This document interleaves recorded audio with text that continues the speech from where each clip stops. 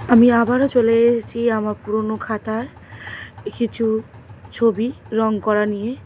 তো আমি আজকে আঁকবো বেগুনটা আমি রং করব, সেই জন্যে বেগুনি কালার আমার ছিল না, ওই জন্যে আমি এই তিনটে কালার মিশিয়ে বেগুনি কালার করতে চেয়েছি। তো এটা বেগুনি কালার হয়নি, কিছু অন্য একটা কালার হয়েছে, সেটা দিয়েই আমি রং করব। তারপরে আমি দেখাবো যে আমি আরেকটা বেগুনের কালার কি করলাম। তো বন্ধুরা দেখতে থাকুন আর ভিডিওটার মজা নিন। তো বাচ্চাদের এরকম আপনারা এঁকে দিন আর হাতে ধরিয়ে দিন রং, দেখবেন খুব মজা করে ওরা রং করবে। একটু বড় করে এঁকে দেবেন, তাহলে রং করতে ওদের সুবিধা হবে আর ওরা খুব আনন্দও পাবে। তো আমি এরকম আঁকতে আমার খুব ভালোই লাগছে। আগেকার কিছু স্মৃতি, কিছু আঁকা আমার খাতাবন্দি হয়েছিল, যেগুলো বেরং হয়ে আমার খাতা বা আলমারিতে কোথাও লুকিয়েছিল। আমি সেইগুলোই এবারে বের করে এক একটা করে রং করছি ও দেখছি যে কত সুন্দর লাগছে, ভালো লাগছে কি খারাপ লাগছে, এটা মনের মতো করে রং করছি।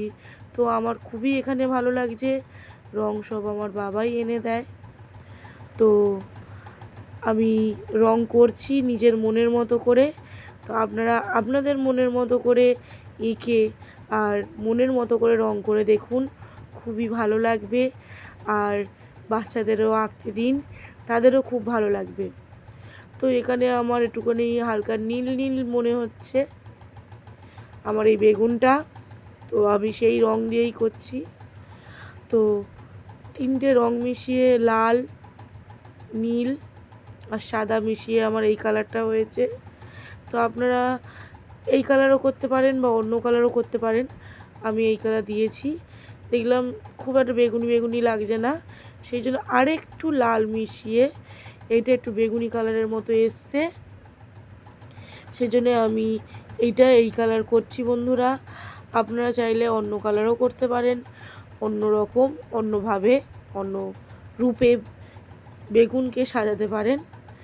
কারণ বেগুন বা অন্য কোনো জিনিস আপনারা এঁকে যে কোনো মনের মতো রং করলেই কিন্তু আপনারা একটু অন্যরকম, একটু ভালো লাগবে।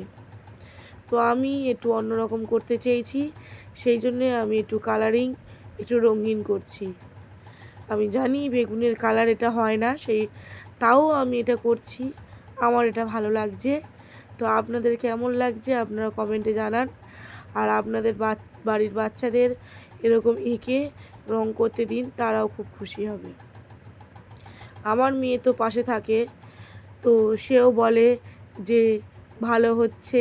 তো আপনারাও কমেন্টে জানান কেমন এই বেগুন বা অন্য যে কোনো রং আমি করছি কেমন লাগছে। আমি জানি আপনাদের খুব একটা ভালো লাগবে না, তাও আশা করি আরও নতুন অন্যরকম আপনাদের ভালো লাগার মতো ভিডিও আমি আনার চেষ্টা করব। আপনারা কমেন্টে জানান আপনারা কীরকম আঁকা পছন্দ করেন, আমি সেরকম নিয়ে আসব। তারপরে আমার দুটো কালার হয়ে গেছে বন্ধুরা, দেখতেই পাচ্ছেন। এবারে আমি নিয়ে নিলাম আমার বেগুনের বোঁটাগুলো রং করব বলে, সেই জন্যে আমি প্রথমে সবুজ রং দিয়েছিলাম, হালকা হয়ে গেছে বলে আমি আরেকটু ডিপ কালার নিয়ে ওটা রং করছি, যাতে হালকা না একটু ডিপ ডিপ হলে দেখতে ভালো লাগবে, চোখে লাগবে ও সুন্দর লাগবে। সেই জন্যে আমি বেশি জল মেশাইনি, অল্প একটু দিয়েই আমি রংটাকে করছি। আপনারা হালকা চাইলে হালকাও করতে পারেন, আমার ডিপটা এখানে পছন্দ, সেই জন্য আমি একটু ডিপ কালার করলাম। বেগুন টাটকা ও সতেজ, এই বেগুন দিয়ে অনেক কিছুই করা যায়। আমার বেগুন ভালো লাগে খেতে, তা আমি বলবো না, খারাপ লাগেও আমি বলবো না।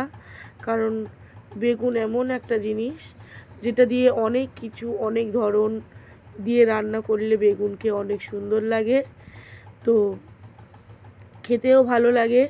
আমার বেশি বেগুন পুড়িয়ে বেগুনের যে ভর্তাটা হয় সেটাই আমার বেশি ভালো লাগে, তো তরকারিতে আমার অতটা ভালো লাগে না। তো আমার বেগুনের ভর্তা বেশ ভালো করে ঝাল ঝাল লঙ্কা দিয়ে মেখে খেতেই আমার ভালো লাগে। বেগুন ভাজা দিয়েও ভাত খেতে ভালো লাগে। তো বন্ধুরা, আপনারা বেগুনের কি খেতে ভালো লাগে, বা বেগুনের ঝোল, অম্বল না ভর্তা খেতে ভালো লাগে, সেটা আপনারা আমাকে জানাতে পারেন। সেটা আমি অনেক খুশি হব, কারণ আপনারা আমার সঙ্গে থাকেন, আমার ভিডিওকে দেখেন, সেই জন্যে আমার